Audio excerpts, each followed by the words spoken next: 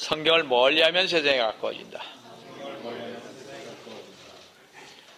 오늘도 주님 안에서 여러분과 함께 은혜의 말씀을 나누려고 하는 것은 아까 봉독해 올린 킹제임스 성경 창세기 24장 63절에서 25장 11절과 26장 1절에서 5절로를 봐야 합니다. 그래야 오늘 말씀이 좀 통하는데요. 믿음의 조상인 족장들 15번째로서 이삭 세 번째인 이삭을 축복하신 하나님이라는 제목으로 이 시간 여러분과 같이 은혜를 나누려고 합니다. 성들은 추수감사절을 잘 보내주셨으리라 믿습니다. 여러분 한번 추수감사절 뿐만이 아니라 어떤 분들은 바닷가를 나가보신 분도 계실 것입니다. 한번 여러분 해질녘을 한번 상상해 보시기 바랍니다. 해질 석양대를 보시면서 여러분은 어떤 생각을 하셨습니까? 저녁 무렵의 황혼은 세월의 덧없음과 세상 영광의 무상함과 세상적인 소망의 헛됨을 말해줍니다. 황혼은 이 세상의 모든 것이 이와 같이 머지않아 끝날 것이라고 우리에게 속삭이듯 말합니다. 황혼역에 태양이 지는 광경을 한번 보시기 바랍니다. 특히 안 가보신 분들, 제가 늘 말씀드리지만 25가 쪽으로 해서 이렇게 프레시디오 가는 쪽에 가보면 베이커 비치가 나옵니다.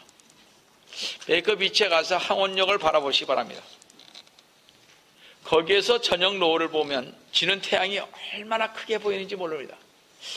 제가 늘 말씀드렸습니다만 잘 안 가보시는 것 같습니다. 태양이 서쪽으로 기울어 지평선에 이를 때 바다는 태양을, 그 큰 태양을, 불타오르는 태양을 삼킬 듯하고, 구름은 아름다운 채색 옷을 입고 수집은 양, 색시처럼 얼굴을 발그레 붉히고, 금문교는 그 아름다운 자태를 보일 듯 말 듯 구름에 숨기며, 출렁이는 파도는 여호와를 찬양하는 성도들처럼 출렁출렁 춤을 추고, 갈매기는 서산해지는 해가 그리워서, 주님이 그리워서 서쪽을 향해 날아가고 있는 이 황홀한 이 일몰, 이같이 아름다운 일몰의 광경을 우리가 완전하게 표현할 수 있는 사람은 아마 이 세상에 없을 것 같습니다. 이 세상 무엇과도 비교할 수 없이 아름다운 이 일몰 광경은 저같이 마음이 무딘 사람의 마음도 사로잡아 갑니다. 많은 사람들은 이 아름다운 황홀의 일몰 광경을 보고 감탄과 감동으로 발걸음을 옮길 줄 모릅니다. 근데 말이죠, 어느덧 해는 감추어지고 적막한 하늘의 별들이 하나 둘씩 떠오르며 여러 가지 상념과 정감이 박히듯이 하늘에는 많은 별들이 총총히 박혀가기를 시작을 합니다. 어떤 별은 차갑게 반짝이고 어떤 별은 화려한 빛으로 따뜻하게 명멸을 합니다. 이때 달빛이 정겹게 온 누리를 밝혀주기 시작을 하고, 우리의 가슴 속에는 적막감과 온갖 상념이 어슴푸레 떠오르고 희망과 더불어 묘한 기쁨을 느끼게 하는 그런 시간이 되는 이 황혼역입니다. 바로 이 시간, 이 세상의 근심, 걱정, 염려가 세상의 소음에 묻혀져 가고 있는 바로 이 시간, 마음의 평안이 깃드는 이 시간, 조용히 정말 이삭이 저녁 때 들여나갔던 것처럼 우리도 한번 조용히 한번 비치로 가보시지 않겠습니까? 여기서 비치 가는 거 한 2, 3분이면 갑니다. 차로. 얼마나 아름다운지 모릅니다. 한 번 정도, 뭐 자주 갈 건 아니지만 적어도 한 번 정도 1년에 가보면 참 좋을 것 같습니다. 적어도 한 번 정도는 이런 시간을 가져서 자신을 되돌아보는 이런 시간도 또 가졌으면 합니다. 첫 번째로 이삭은 조용하고 기도하기에 좋은 장소를 선택을 했습니다. 창세기 24장 63절 한번 다시 보시겠습니다. 이삭이 저녁 때에 들에 나가 묵상하였는데 그가 눈을 들어보니 보라 낙타들이 오고 있더라. 이삭은 저녁 때에 들에 나갔습니다. 그리고 고된 하루의 일과를 끝내고 태양이 석양해지며 황급빛 구름이 지평선에 빛날 때 시원한 바람을 피부에 느끼면서 아마 기도 장소를 찾고 있었습니다. 대자연에 잠잠해지고 사람들이 집을 찾아가는 그러한 때 이삭은 기도처를 찾아갔던 것입니다. 그때는 그 자신의 감정이 아마 온갖 상념의 어슴풀에 떠오르게 있었습니다. 그는 여전히 돌아가신 자기 어머니를 위해서 슬픔에 잠겨 있었고 슬픔이 그를 더욱 고독하게 만들었습니다. 그리고 아버지 아브라함이 자기 동족 가운데서 이삭 자신의 아내를 맞이하기 위해서 종 엘리에셀을 고향으로 보낸 것을 알 수가 있습니다. 그러기에 이삭은 자기 인생을 위해서 좋은 반려자가 자기에게 올 수 있도록 들에 나가 하나님께 기도하였는지도 모릅니다. 여전히 이삭은 하나님의 약속의 확실성을 구현하고 그 약속이 실현되기를 갈망하면서 묵상, 기도 장소를 찾아갔던 것입니다. 자, 그럼 성도 여러분, 우리도 이삭이 한 것처럼 조용히 묵상의 시간을 하나님 앞에 바쳐서 은밀한 가운데 보시는 하나님 아버지께 잠에서 깨어나 나 자신과 하나님을 생각하는 시간을 가져보아야 하지 않겠습니까? 자, 그럼 묵상이란 무엇인가 하는 것입니다. 묵상은 하나의 종교의 의무이자 영적 양식이라 할 수가 있겠습니다. 이것이 종교적 의무이자 성도들이 해야 할 의무이고 성경 말씀에 그렇게 기록되어 있음을 보게 됩니다. 여호수아 1장 8절에 이 율법책을 내 입에서 떠나지 않게 하고 주야로 그 안에 있는 것을 묵상하여 그 안에 기록된 모든 것대로 지켜 행하라. 그리하면 내가 너의 길을 번영하게 만들 것이고 내가 좋은 성공을 이루리라고 하나님께서 묵상하라고 명령하신 것을 볼 수가 있습니다. 또 시편 1편 1, 2절을 보시면 복 있는 사람은 악인의 관계를 따르지 아니하며 죄인들의 길에 서지 아니하며 조롱하는 자들의 자리에 앉지 아니하는도다. 그의 즐거움이 주의 법에 있으니 그가 주의 법을 주야로 묵상하는도다 그렇습니다. 다시 말씀드려서 주의 법을 묵상하는 자는, 즉 하나님의 말씀을 묵상하는 자는 뭐라 그랬습니까? 악인들의 관계를 따르지 않는다 그랬습니다. 죄인들의 길에 서지 않는다 그랬습니다. 조롱하는 자들의 자리에 앉지 않는다 그랬습니다. 주님의 말씀을 즐거워한다고 했습니다. 기도하면 저희가 그런 것들이 오잖아요. 저희가 주님의 말씀을 보면 그 말씀 속에서 주님께서 말씀을 저희들에게 주시잖아요. 그러니까 저희들이 이런 곳을 안 가게 되죠. 즉 악인의 관계를 따르지도 아니하고 죄인의 길에 들어서지도 않는다는 것입니다. 이처럼 묵상이 복된 자의 자격이라 하면 성경 말씀에서뿐만 아니라 우리의 생각으로도 분명히 알 수가 있는 것입니다.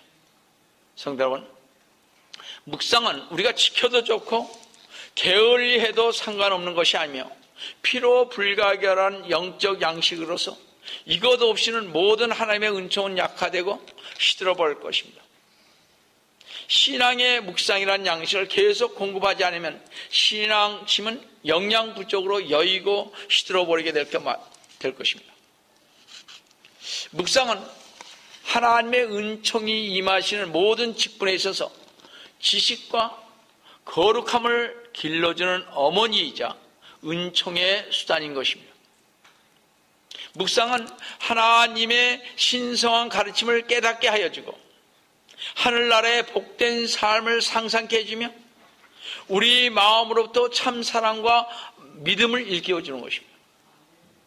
성도 여러분, 이렇게 묵상은 우리 신앙생활에 있어서 신성한 결실을 맺게 해줍니다. 그러나 바쁜 현대에 살고 있는 우리들에게 이러한 시간을 갖기는 힘든 일이 아닐 수가 없습니다. 그렇죠? 현기증 날 정도로 바삐 움직이는 이 시대에 어느 누가 묵상을 위한 여가를 쉽게 낼 수 있는가 하는 것입니다. 그러나 성도로서 영적인 자질을 높이기 위해서 묵상은 반드시 필요한 것입니다. 여러분, 시간을 내셔야 합니다. 성경을 보신 분에게만 제가 권면하는 것입니다. 성경을 보시지 않은 분은 묵상해봐야 엉뚱한 생각으로 이게 하나님의 말씀이구나 하고 받아들이는 사람들이 많이 있습니다. 그래서 저는 묵상은 평신도들에게 권하지 않습니다. 되도록이면 많이 성경을 본 사람, 성경을 많이 공부한 사람들은 묵상을 통해서 하나님의 영적인 것을 많이 받게 됩니다. 정말 많이 받을 수 있습니다. 근데 참 이상하죠. 꼭 묵상 좀 하려 하면 꼭 장애가 오는 것을 보게 됩니다. 성도의 생애에 공통적으로 장애가 되는 요소가 있는데 그것은 게으름입니다. 게으름과 나태는요, 그리스도인 우리에게는 가장 위험합니다. 최고 위험한 것이 나태한 것입니다. 게으르다 이런 얘기죠. 꼭 오늘 해야 할 것을 내일로 미루고 꼭 핑계를 댑니다. 집에 가만히 앉아서 TV 보고 신문 보고 DVD 아니면 들어누워 공상하고 아무 하는 일 없이 보내면서 교회에서 무엇 좀 하자고 하면 왜 한 일이 그렇게 많이 떠오르는지, 빨래해야 되고 시장 봐야 하고 애들 공부도 도와줘야 하고 시댁에 가야 하고 아니면 병문안 가야 하고 또 오랜 친구를 만나야 하고 또 스트레스 풀기 위해서 어디 좀 갔다 와야 되고 이런 것들입니다. 안 하라는 것은 아닙니다. 근데 좀 이런 것 좀 하려고 그러면 그런 생각이 떠올라서 못 나온다 이런 얘기죠. 이런 거 하면 기도 나오고, 여러분들 이거 아세요? 기도 나오고요, 묵상하고 이런 거 나오려면 시간이 참 아깝습니다. 성경 보라 그러면 참 아깝습니다. 근데요, 우리가 전도지 하나를 줘도, 전도지 그거 뭐 얼마 돼요? 이거 하나 주는 건데, 전도지 보라 그러면요, 오히려 잡지는 이 큰 거 있잖아요. 그거 다 가져가잖아요. 뭐 현대주간이니 뭐 이런 거, 금교 교차론가 뭐 이런 것들 뭐 이상한 것들은 다 갖다 보면서 이거 한 잔 볼 시간이 없대요. 그런 분들한테는 얘기하고 싶은 마음이 별로 없습니다.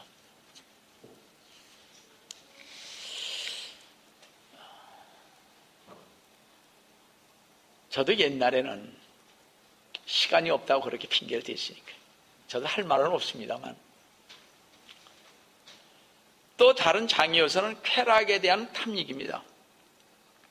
활락을 쫓는 사람들, 특히 요즘 젊은이들 마약하고 술 좋아하는 분들, 도박하기 좋아하고 놀기를 좋아하는 이런 분들은, 놀기를 좋아하는 어린아이들이요, 학교나 책 얘기만 들어도 진절머리를 내는 것과 마찬가지로 마음이 이런 방향으로 탐닉하는 사람은 거룩한 것을 추구하기가 참 어렵습니다.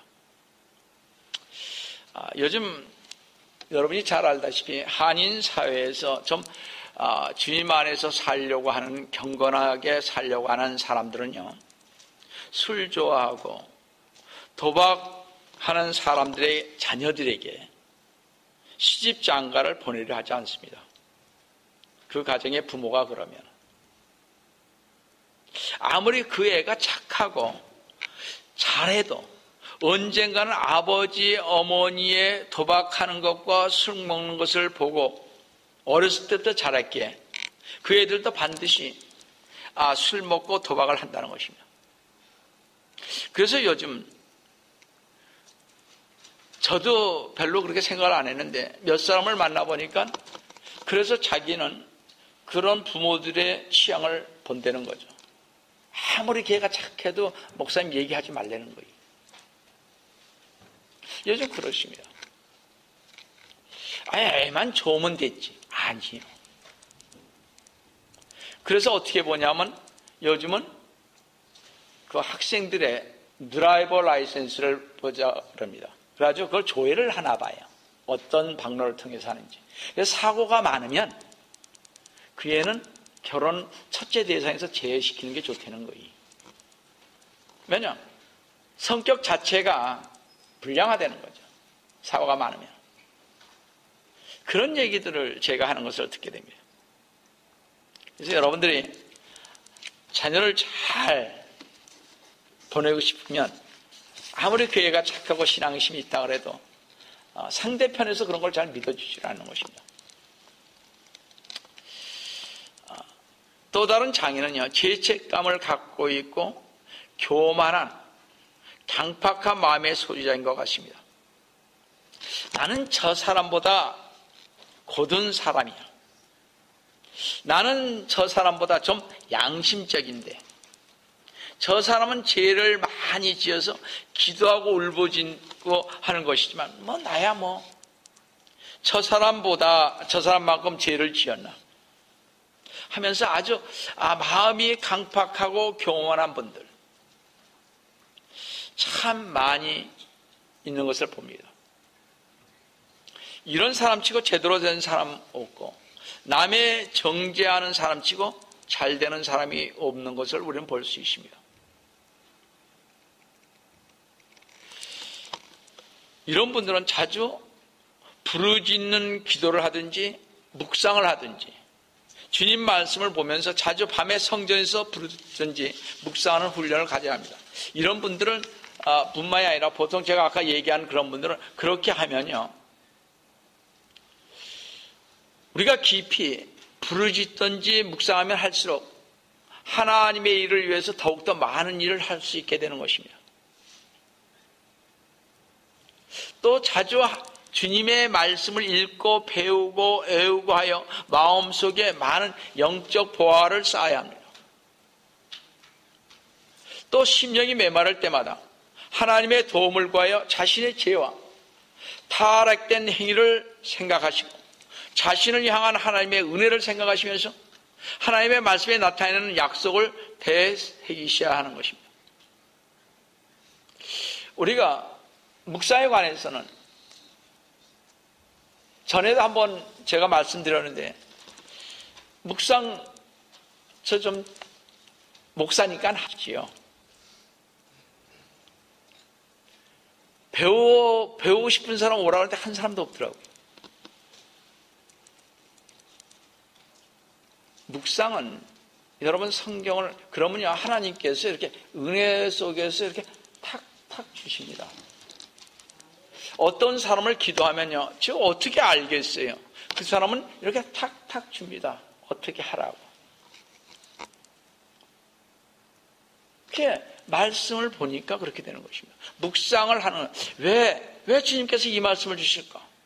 이 왜라는 게 참 중요합니다. 묵상할 때는. 주님께서 나에게 주신 이 말씀은 나에게 무엇을 하려고 하셨을까? 왜 나를 이곳으로 이끌어요? 여러 가지가 많이 있습니다. 여하튼 본문으로 넘어가겠습니다. 여하튼 이삭은 항원역에 들여나가 묵상하고 있었으며 그리고 눈을 들어 멀리 바라봤습니다.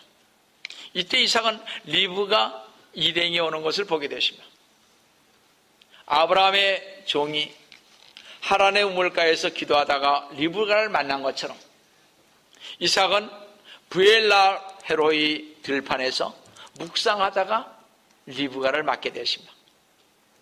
사랑하는 성도 여러분, 저는 오늘 읽은 창세의 본문을 보면 볼수록 아름다운 사랑의 멜로디를 듣고 보는 것 같습니다. 얼마나 아름다운 장면인지 모르겠습니다. 자, 묵상하다가 리브가를 맞으러 가는 이삭과 그 맞은편에서는 나타의 그 일행을 담은 석양의 들판 광경은 아마 한 폭의 그림자처럼 아름답지 않습니까? 우리 한번 상상을 해보시기 바랍니다. 얼마나 아름다운 광경입니까? 꼭 한 폭의 그림 같고 밀레가 그린 만종의 그림같이 따스한 평화스러운 고요한 정치가 넘치는 그림 같지 않습니까? 일생에 이런 삶을 살고 싶지 않으십니까? 살고 싶으신 분은 묵상하시기 바랍니다. 두 번째로 항상 묵상하며 살던 이삭을 축복하신 하나님이십니다. 아브라함이 죽고 난 후 이삭은 모든 것에서 상속자가 되었습니다. 창세기 25장 11절을 보시겠습니다. 아브라함의 죽음 후에 하나님께서 그의 아들 이삭에게 복 주셨고 이삭은 라헬의 우물 곁에 거하였더라. 아브라함이 죽은 후 하나님께서는 이삭을 축복하셨습니다. 우리가 이삭에게로 눈을 돌릴 때 우리는 뚜렷한 대조를 보게 됩니다. 이삭은 족장 중에서 가장 장수한 사람입니다. 아버지 아브라함은 175세를 살았고 아들 야곱은 147세를 살았으며 손자 요셉은 110세를 살았으나 이삭 자신은 180세를 장수한 사람이었습니다. 그런데 그에 관한 기사는요, 아주 적은 지면밖에 차지하고 있지 않을 봅니다. 창세기에 24장, 25장, 26장밖에, 이삭은 3장밖에 이렇게 할애한 것이 없습니다.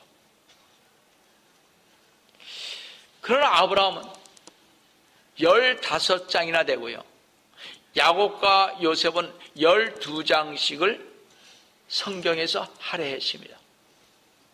그만큼 별로 이야기거리가 없는 삶을 살았던 사람이 이삭입니다. 이 말은 다시 말하면 4사람 중에서 아브라함, 이삭, 야곱, 요셉 4사람 중에서 가장 평범한 삶을 살았던 사람이 이삭이라는 것입니다. 그러나 이것은 그의 인생에 대한 교훈을 저희에게 들려주고자 하는 것입니다. 하나님은 아브라함의 하나님이시죠. 그렇죠? 맞지 않습니까? 우리는 그 점에 관해서는 의심치 않습니다. 지난 11번의 설교에 걸쳐 아브라함을 보았는데 그는 영웅이요, 용사요, 큰 민족들의 아버지요, 창건자요, 그 재능과 업적이 뛰어난 사람입니다. 그러나 성도 여러분, 하나님은 이삭의 하나님이시기도 합니다. 우리를 각각 다르게 만드신 하나님께서는 우리의 성격이 각각 다른 가운데서도 우리를 사랑하십니다. 하늘을 찌르듯이 높은 산들처럼 다른 산들보다 높이 솟은 사람들이 여기저기에 있는 것은 참으로 좋은 일입니다. 그들을 바라는 것은 우리를 소생시키고 우리의 생각을 넓히고 하늘의 축복을 가지고 오기 위해서 필요합니다. 그러나 우리에게는 높은 산뿐만이 아니라 어떻게 조용한 평야도 필요한 것입니다. 그 평야에서 풀이 자라고 곡식이 자랍니다. 세상은 평범한 사람들을 필요로 하되 그들을 가장 많이 필요로 한다는 사실입니다. 하루는 어떤 사람이요, 아브라함 링컨에게 어떤 저명한 인사에 관해서 그분은 평범해 보이는데요 라고 했습니다. 그러자 아브라함 링컨은 여보게, 하나님은 평범해 보이는 사람들을 더 좋아하신다네. 하나님이 그런 사람들을 그렇게 많이 만드신 것은 바로 그 평범한 사람을 좋아하기 때문이야 라고 말했습니다. 만약 사람들이 모두 다 엘리야처럼 불경거를 타고 회오랫바람을 일으키며 하늘로 올라간다면 누가 이 세상에 단조로운 일을 할 수 있겠습니까? 우리는 이 평범한 사람들의 삶을 배워야 할 것입니다.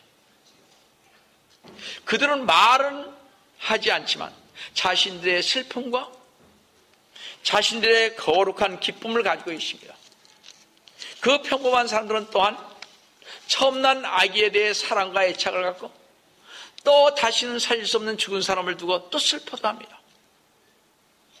이런 평범한 사람들은 어쩌면 커다란 굴곡이 없이 가장 평범하게 인생을 살면서 그 가운데서 하나님을 영화롭게 하고 또 하나님의 뜻을 성취하는 생애가 하나님 보시기에는 훨씬 더 소중하고 의미 있는 생애일 수도 있습니다.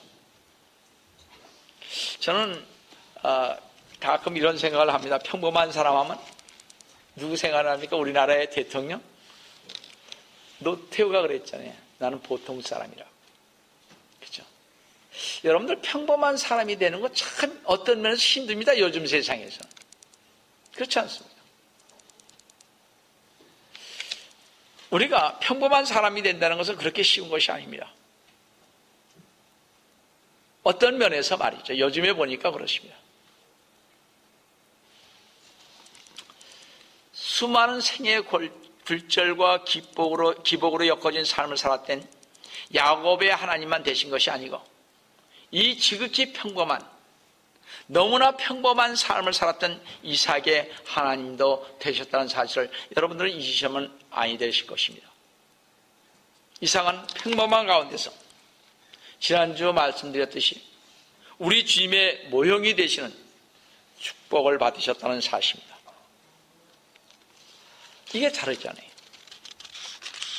세 번째로 이삭은 하나님의 사랑으로 그의 유업을 차지했습니다. 사실 이삭은 유업을 얻고자 노동하거나 땀 흘려 일하거나 또는 시간을 소비할 필요가 없었습니다. 아브라함은 오랜 시련을 통해 기업을 얻었으나 이삭은 단 한 개의 은사에 이르기까지 모두 유업으로 다 받았습니다. 그가 받은 것 같은데 자기 힘을 들여서 된 것이라는 것은 아무것도 없었습니다. 하나님은 흉년이 들었을 때도 이삭이 이집트로 가는 것을 막으시는 것을 볼 수가 있습니다. 그만큼 이삭을 하나님은 사랑하셨습니다. 평범하게 산 사람을 그렇게 사랑하셨다는 것이죠. 잘 보세요. 우리가 일기장을 써보면 알다시피 평범하게 사람은 평범하게 씁니다. 그런데 평범하지 않는 사람들은 성격이 이렇게 명랑하고 활달하고 막 기계가 있는 사람들은 쓸 때 보세요. 얼마나 많은 굴곡이 있습니까? 그죠? 참 굴곡이 많습니다. 그런 사람들은 인생에 평탄한 생활이 별로 없었죠. 그렇죠? 자기가 해야만, 열심히 해야만 되었던 그런 사람들을 우리가 볼 수가 있습니다. 근데 하나님은 참 이삭을 사랑하셨어요. 이집트로 내려가는 것을 막으셨습니다. 이집트로 내려간다는 건 이 세상으로 내려가는 것을 막았다 이런 얘기입니다. 창세기 26장 1, 2절을 보시겠습니다. 아브라함의 때에 있었던 첫 번째 기근 이외에 그 땅에 또 한 기근이 들었더라. 이삭이 그랄에 있는 필리스티아인들의 왕 아비멜렉에 갔더니, 여기 필리스틴이라고 나오는데 이게 지금 팔레스타인 얘기입니다. 근데 전에 성경은 블레셋이라 그랬습니다. 블레셋이라는 말이 바로 팔레스타인이라는 말입니다. 자, 2절에 주께서 그에게 나타나시어 말씀하시기를 이집트로 내려가지 말고 내가 너에게 말해줄 땅에 거하라. 아브라함은 이집트로 내려갔습니다. 말년에 야곱도 이집트로 내려갔습니다. 이삭은 이때 그가 살던 땅에 기근이 들어 그랄로 갔습니다. 이삭이 이 당시 이집트로 내려가려 했습니다. 그러나 그랄에서 도중에 머물게 되었습니다. 그랄은 가나안 땅에 속해 있으나 이집트로 내려가는 요충지에 위치하고 있었습니다. 대개 육신에 의존하고자 했던 사람들이 이집트로 내려갔기 때문에 이집트는 세상을 상징하는 곳이 되었던 것입니다. 그러므로 하나님께 의존하지 않고 육신을 쫓아 사는 사람들은 정신적으로 이집트에 있는 사람들과 같은 것입니다. 그래서 하나님은 그래서 그쪽으로 내려가는 것을 참 원치 않으셨어요. 성경에서 보면 그러십니다. 그래서 하나님은 이삭이 이집트로 내려가신 것을 막으신 것입니다. 왜냐하면 하나님은 이삭을 너무 잘 아셨기 때문입니다. 하나님은 이삭이 일단 가나안을 떠나게 되면 미혹당함으로 인하여 다시는 가나안으로 돌아오지 않을 것임을 아셨던 것입니다. 그래서 하나님은 이삭이 아내를 구하는 일에 있어서도 아브라함은 그의 종을 보내어 신부를 구해오도록 하였고 이삭이 그 땅을 떠나는 것을 결코 허락지 않은 것을 우리는 보아왔습니다. 아버지도 이삭을 잘 알았기 때문에 그쪽을 보내지 않았다 이런 얘기. 종을 보내서 데려왔습니다. 부인을 찾을 때도. 그러니까 모든 건 뭐예요? 아버지가, 부모가 다 해줬어요. 그냥 곱게 자란 아들이죠. 어떤 면에서. 하나님은 이삭이 어디까지 견딜 수 있는가를 잘 알고 계셨습니다. 그래서 미리 피할 거리를 주신 것입니다. 하나님은 지금도 성도들의 삶 속에 시험을 허용하시되 감당할 수 없는 시험 당함을 허락지 아니하시는 것입니다. 감당할 수 있을 만큼만 줍니다. 분량이 신앙이 요것뿐인데 더 큰 것을 주면 좌절해서 넘어져서 더 이상 하나님한테 오지 않습니다. 그래서 분량만큼만 주는 겁니다. 아, 이 사람이 이렇게 줘도 견딜 수 있구나. 이렇게 몸이 아프고 막 가정이 어려워도 힘들어도 눈물은 흘릴지언정 그래도 하나님 버리지 않고 가는 사람에게 그만한 시험을 주는 거죠. 아무나 그렇게 시험 주는 거 아닌 것입니다. 자기의 욕심에 이끌려서 시험을 받는 거죠. 즉 유혹을 받는 거죠. 그거는 시험이 아니고. 그래서 우리가 하나님께 시험 받는다고 함부로 얘기해서는 아니 될 것입니다. 우리의 약점을 보호하시는 하나님의 교훈이 이 이삭의 이집트 행을 막으신 것입니다. 그래서 우리는 하나님께서 보여주신 길을 갈 때 환난을 피할 수가 있는 것입니다. 하나님은 환난의 때에 우리들에게 안전한 곳으로 피하도록 가르쳐 주십니다. 성도라면 하나님께서 그렇게 역사하신다는 것입니다. 성도 여러분, 지금 시련이 닥쳐왔습니까? 지금 가정에 어려움이 있습니까? 지금 경제적으로 어려움이 있습니까? 지금 자녀들의 문제가 있습니까? 하나님의 안전한 품으로 피하시기를 주 예수 그리스도님의 이름으로 축원합니다. 주님은 지금 여러분을 이삭처럼 축복 주시기를 기다리고 계신다는 것을 명심하시기 바랍니다. 다 같이 기도하시겠습니다.